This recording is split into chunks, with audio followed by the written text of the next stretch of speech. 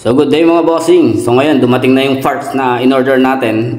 Pinabili natin na parts kay sir, no? So ito na po yung Toyota Vios na nag-overheat. Tumaas yung kanyang temperature. Napainap natin na yung kanyang radiator.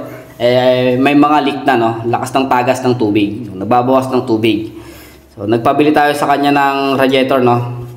And then in-advise ko rin si sir na ipacheck niya sa mga gumagawa ng radiator kung kaya pa dang gawan ng paraan. Yung kung talagang si sir kapos sa budget, pero may budget naman si sir at kaya afford niya namang bumili ng bagong radiator.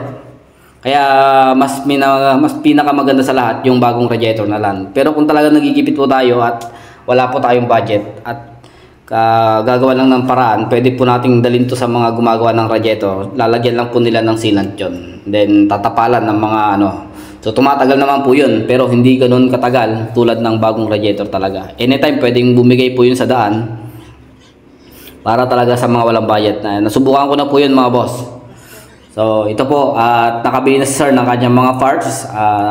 Order niya to sa online. Sa mga nagtatanong kung magkano yung bili niya sa fan motor, 2,000 daw to, circuit yung kanyang tatak. So si sir na mismo yung nag-order nito sa online. So sa group niya nalaman, may nag-share sa kanya, no? And then yung kanyang radiator, try niyang naghanap sa mga auto parts.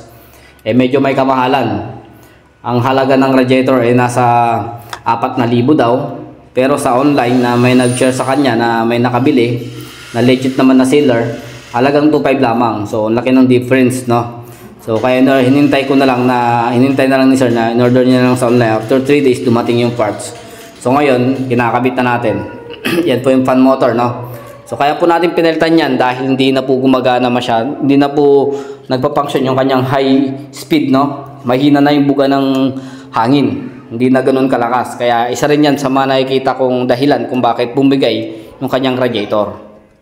Ayan mga boss. So madali lang po ikabit yan. May tatlong Phillips screw lang po yan, then isang nut sa gitna, no? So, may kakabit nyo na. Pwede nyo pong i-DIY yan sa mga mahilig pong mag-DIY. Ito mga boss, okay na.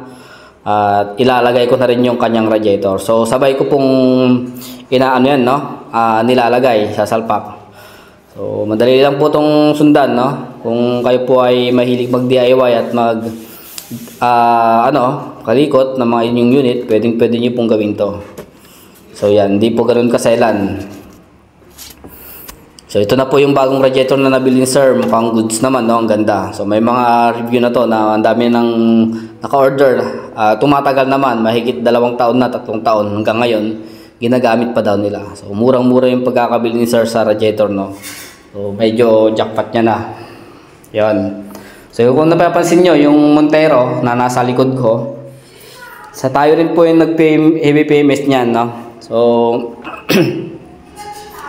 low power dati yan, walang atak, hanggang 40 lang. Hindi mahirapan na siyang umabot ng 50. Ang nangyari din, yung kanyang nagkandak lang po tayo ng intake manifold cleaning, no? And then tune up, nagpalit po tayo ng fuel filter.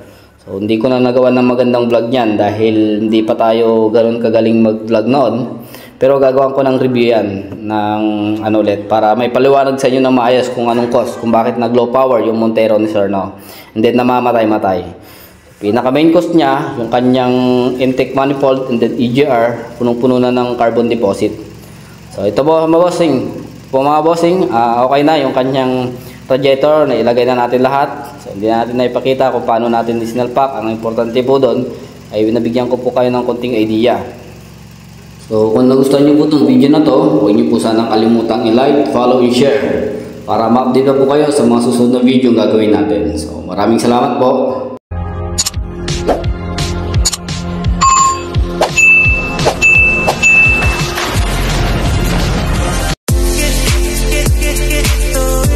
Moments later.